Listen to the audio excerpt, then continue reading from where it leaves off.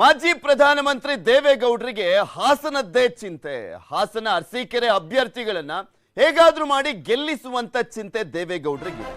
ಯಾವ ಕಾರಣಕ್ಕೆ ಅಂದ್ರೆ ಹಾಸನ ಜಿಲ್ಲೆಯಲ್ಲಿ ಆಲ್ಮೋಸ್ಟ್ ಹಾಸನ ವಿಧಾನಸಭೆ ಮತ್ತೆ ಅರಸೀಕೆರೆ ವಿಧಾನಸಭಾ ಕ್ಷೇತ್ರಗಳನ್ನ ಹೊರತುಪಡಿಸಿ ನೋಡೋದಾದ್ರೆ ಇನ್ನೆಲ್ಲ ಉಳಿದ 5 ವಿಧಾನಸಭಾ ಕ್ಷೇತ್ರಗಳಲ್ಲಿ ಅಂದ್ರೆ ಚನ್ನರಾಯಪಟ್ಟಣ, ಹೊಳೆನರಸೀಪುರ, ಅರಕಲಗೂಡು, ಬೇಲೂರು ಆಗಿರಬಹುದು, ಸಕಲೇಶಪುರ ಒಂದು ರೀತಿಯಾದಂತ ಹೋಪ್ಸ್ ಇದೆ ಅವರ ಸರ್ವೆ ಪ್ರಕಾರ. ಆದ್ರೆ ಹಾಸನ ವಿಧಾನಸಭೆ ಮತ್ತು ಅರಸೀಕೆರೆ ವಿಧಾನಸಭೆ ಮಾತ್ರ ಅವರಿಗೆ ಅಷ್ಟಾಗಿ ಹೋಪ್ಸ್ ಇಲ್ಲ ಅಂತ ಹೇಳಲಾಗ್ತದೆ. ಮತ್ತು ಒಂದ್ ಕಡೆ ಅಲ್ಲಿ ಪ್ರೀತಮ್ ಗೌಡ ಯಾವಾಗ್ಲೂ ಕೂಡ ದೇವೇಗೌಡರಿಗೆ ಪಂಥಾಹ್ವಾನವನ್ನ ಕೊಡ್ತಾ ಇದ್ರು ಅವರ ಕುಟುಂಬಕ್ಕೆ.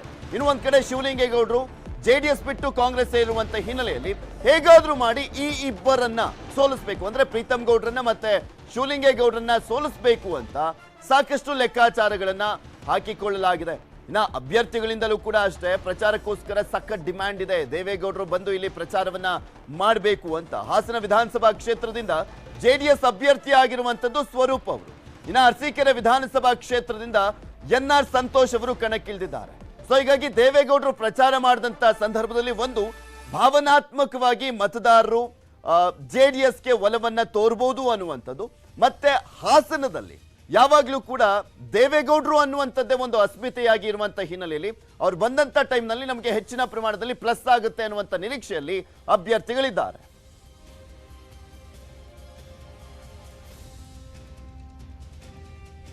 ಇದೆಲ್ಲದ್ರ ಬಗ್ಗೆ ಮತ್ತಷ್ಟು ಮಾಹಿತಿಯನ್ನ ನೀಡ್ತಾರೆ. ನ್ಯೂಸ್ ಡೆಸ್ಕ್ ಇಂದ ನೇರ ಸಂಪರ್ಕದಲ್ಲಿ ಜಾಯ್ನ್ ಆಗ್ತಾ ಇದ್ದಾರೆ ನಮ್ಮ ಪೊಲಿಟಿಕಲ್ ಬ್ಯೂರೋ ಮುಖ್ಯಸ್ಥರಾಗಿರುವಂತಹ ಚಿದಾನ್ ಪಟೇಲ್. ನಮ್ಮ ಜೊತೆ ನೇರ ಸಂಪರ್ಕದಲ್ಲಿ ಜಾಯ್ನ್ ಆಗ್ತಾ ಇದ್ದಾರೆ. ಚಿದಾನ್ ಪಟೇಲ್, ಎಲ್ಲೋಡಾಡಿದ್ರು ಕೂಡ ರಾಜ್ಯದಲ್ಲಿ ಒಂದು ಕುಮಾರಸ್ವಾಮಿ ಅವರು ಓಡಾಡಬೇಕು, ಬಿಟ್ರೆ ದೇವೇಗೌಡರು ಓಡಾಡಬೇಕು, ಇಂತಹ ಒಂದು ಸಂದಿಗ್ಧ ಪರಿಸ್ಥಿತಿಯನ್ನ ಜೆಡಿಎಸ್ ಫೇಸ್ ಮಾಡ್ತಾ ಇದೆ.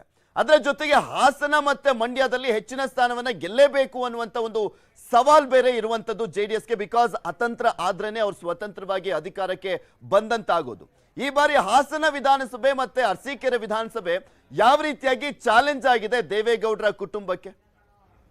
ಪೃಥ್ವಿರಾಜ್ ಆರ್ನಹಳ್ಳಿ ಇನ್ನೇನು ಹಾಸನ ಕ್ಷೇತ್ರ ನಂದೇ, ನಾನು ಗೆದ್ದೇ ಬಿಟ್ಟೆ ಅಂತೇಳಿ ಅಬ್ಬರಿಸಿ ಬೊಬ್ಬಿರಿತಿಲ್ವ ಪ್ರೀತಮ್ ಗೌಡರು. ಮತ್ತೊಂದು ಕಡೆ ಅರಸೀಕೆರೆಯಲ್ಲಿ ನಾನೇನು ಕಾಂಗ್ರೆಸ್ಗೆ ಸೇರ್ಪಡಾಗಿದ್ದರಿಂದ ಗೆದ್ದೇ ಬಿಟ್ಟೆ ಅಂತೇಳಿ ಉತ್ಸಾಹದಲ್ಲಿದ್ದಂಥ ಶಿವಲಿಂಗೇಗೌಡರು. ಈ ಎಲ್ಲದರ ನಡುವೆ ಇದೀಗ ಹಾಸನದಲ್ಲಿ ಸ್ವರೂಪ್ರವರಿಗೆ ಟಿಕೆಟ್ ಕೊಟ್ಟಿರುವಂಥದ್ದು, ಅರಸೀಕೆರೆಯಲ್ಲಿ ಎನ್ಆರ್ ಸಂತೋಷ್ ಅವರಿಗೆ ಟಿಕೆಟ್ ಕೊಟ್ಟಿರುವಂಥದ್ದು. ಇದೀಗ ಇಬ್ಬರು ನಾಯಕರುಗಳಿಗೆ ಗೆದ್ದೇ ಬಿಟ್ಟು ಎಂದು ಬೀಗುತ್ತಿದ್ದವರಿಗೆ ಸದ್ಯಕ್ಕೆ ದೇವೇಗೌಡರ ಕುಟುಂಬ ಮತ್ತು ಅವರು ಹಾಕಿರ್ತಕ್ಕಂಥ ಅಭ್ಯರ್ಥಿಗಳು ಚೆಕ್ಮೇಟ್ ಆಗಿರುವಂಥದ್ದು.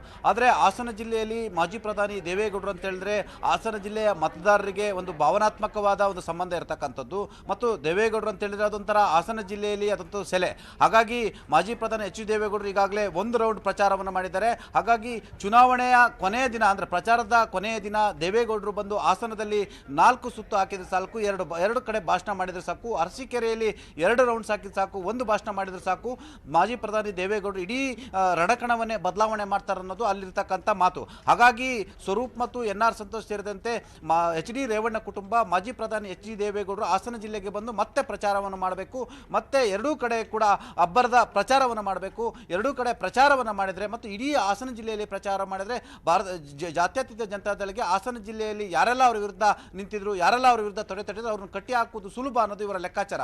ಹಾಗಾಗಿ ಮಾಜಿ ಪ್ರಧಾನಿ ಎಚ್ ಡಿ ದೇವೇಗೌಡರು 92ರ ಇಳಿ ವಯಸ್ಸಿನಲ್ಲೂ ಒಂದಷ್ಟು ಅನಾರೋಗ್ಯದ ನಡುವೆ ಕೂಡ ಅವರಿಗೆ ಹಾಸನ ಜಿಲ್ಲೆಯಲ್ಲಿ ಹೆಚ್ಚು ಪ್ರಚಾರ ಮಾಡಬೇಕಂತೇಳಿ ಎಚ್ ಡಿ ರೇವಣ್ಣ ಕುಟುಂಬ ಮತ್ತು ಅಭ್ಯರ್ಥಿಗಳ ಒತ್ತಡ ಇರತಕ್ಕಂಥದ್ದು. ಹಾಗಾಗಿ ಮಾಜಿ ಪ್ರಧಾನಿ ಎಚ್ ಡಿ ದೇವೇಗೌಡರು ಈಗ ಈ ಒಂದು ಅನಿವಾರ್ಯದ ಡಿಮ್ಯಾಂಡ್ಗಾಗಿ ಅನಿವಾರ್ಯವಾಗಿ ಹಾಸನ ಜಿಲ್ಲೆಯಲ್ಲಿ ಮತ್ತೆ ರೌಂಡ್ ಸುಡಲಿದ್ದಾರೆ. ಹಾಸನ ವಿಧಾನಸಭಾ ಕ್ಷೇತ್ರದಲ್ಲಿ ಮತ್ತೆ ತಮ್ಮ ಎದುರಾಳಿ ಅಭ್ಯರ್ಥಿ ಭಾರತೀಯ ಜನತಾ ಪಕ್ಷದ ಅಭ್ಯರ್ಥಿ ಪ್ರೀತಮ್ ಗೌಡರ ವಿರುದ್ಧ ಗುಡುಗಲಿದ್ದಾರೆ. ಅದೇ ರೀತಿ ಅರಸೀಕೆರೆಯಲ್ಲಿ ಒಂದು ಕಡೆ ಪಕ್ಷವನ್ನು ತೊರೆದು ಕಾಂಗ್ರೆಸ್ ಪಕ್ಷವನ್ನು ಸೇರ್ಪಡೆ ಆಗಿರ್ತಕ್ಕಂಥ ಶಿವಲಿಂಗೇಗೌಡರ ವಿರುದ್ಧ ಕೂಡ ಗುಡುಗಲಿದ್ದಾರೆ. ಒಟ್ಟಾರೆ ಮಾಜಿ ಪ್ರಧಾನಿ ಎಚ್ ಡಿ ದೇವೇಗೌಡರು ಹಾಸನ ಜಿಲ್ಲೆಯಲ್ಲಿ ಹೆಚ್ಚು ದಿನ ಇದ್ದಷ್ಟು, ಹೆಚ್ಚು ಪ್ರಚಾರ ಮಾಡಿದಷ್ಟು ಅದು ಜಾತ್ಯತೀತ ಜನತಾದಳಕ್ಕೆ ಅನುಕೂಲ ಅನ್ನೋದು ಲೆಕ್ಕಾಚಾರ. ಹಾಗಾಗಿ ಎಚ್ ಡಿ ರೇವಣ್ಣ ಕುಟುಂಬ ಕೂಡ ಎಚ್ ಡಿ ದೇವೇಗೌಡರ ಪ್ರಚಾರವನ್ನೇ ನಂಬಿರುವಂಥದ್ದು. ಒಟ್ಟಾರೆ ದೇವೇಗೌಡರು ಹಾಸನ ಮತ್ತು ಅರಸೀಕೆರೆಗೆ ಬರಬೇಕನ್ನೋದು ಹೆಚ್ಚು ಒತ್ತಡ ಇರುವಂಥದ್ದು. ಹಾಗಾಗಿ ಮಾಜಿ ಪ್ರಧಾನಿ ಎಚ್ ಡಿ ದೇವೇಗೌಡರು ಹಾಸನ ಮತ್ತು ಅರಸೀಕೆರೆಗೆ ಸದ್ಯದಲ್ಲೇ ಹೋಗಲಿದ್ದಾರೆ. ಇಡೀ ದಿನ ಪ್ರಚಾರ ಮಾಡುವ ಸಾಧ್ಯತೆ ಇರತಕ್ಕಂಥದ್ದು. Prithvi. Okay, thank you Chidan Patel ನಿಮ್ಮೆಲ್ಲ ಮಾಹಿತಿಗಾಗಿ.